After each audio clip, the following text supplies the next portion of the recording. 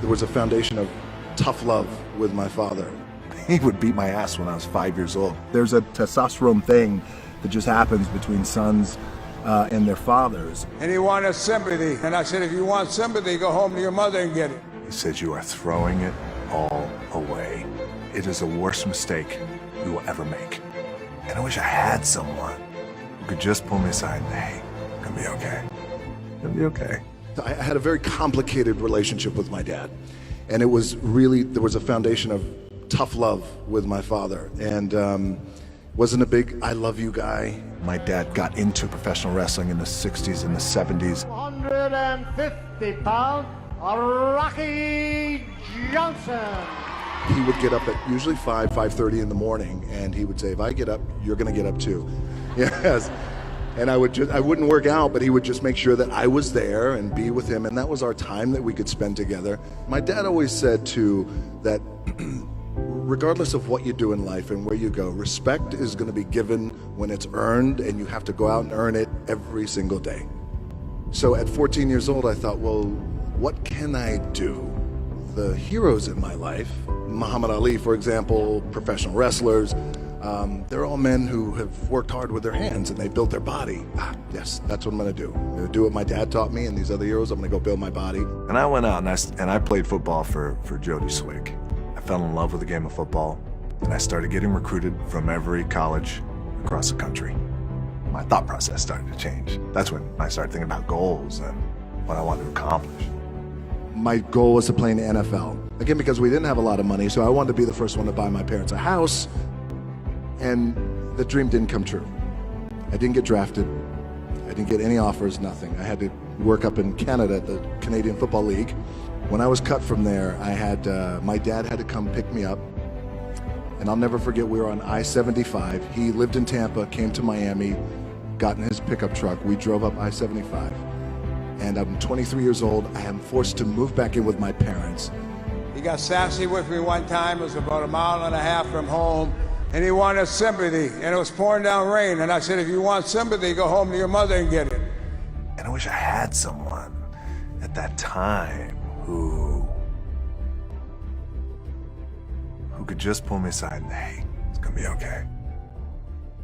After about a month and a half of staying in that little apartment and cleaning, I got a phone call from the head coach of the team who cut me, the head coach of the Calgary Stampeders. He called me and he said, hey, I know we cut you, but I'd like you to come back. I said, okay, I appreciate that, coach. Thank you very much. I'll think about it. And he said, okay, great. I hung up the phone, and my dad said, you're gonna do it, right?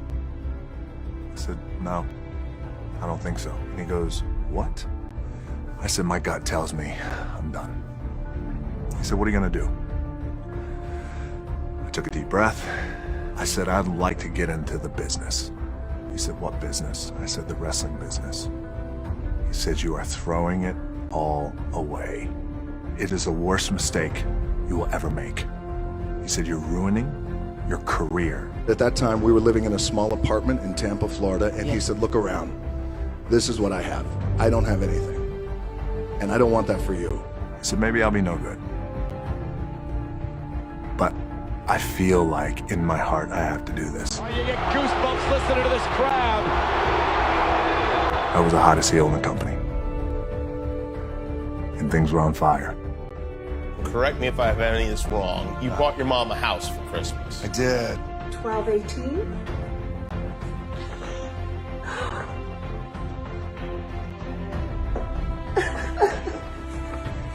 A brand new home. It's so cool to buy her a house, And you bought your dad a house too. I did. I bought my old man a house too. So that's the greatest thing ever, right? To buy your parents a house. Yeah. Right.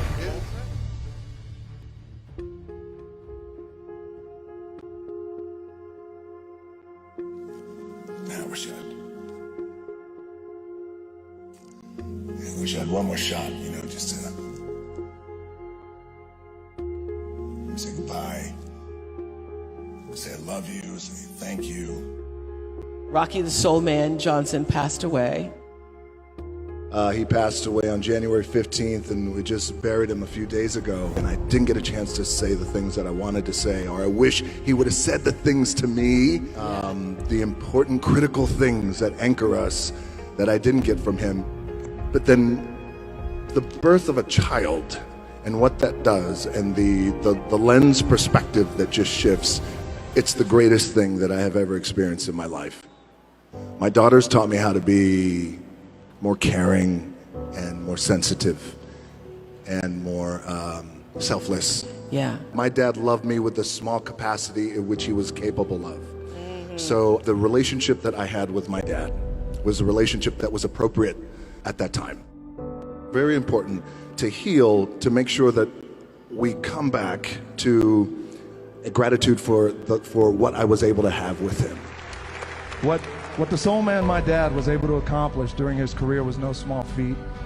I remember night after night watching him perform all over the country, being awed by his quickness, by his agility. He was an amazing performer.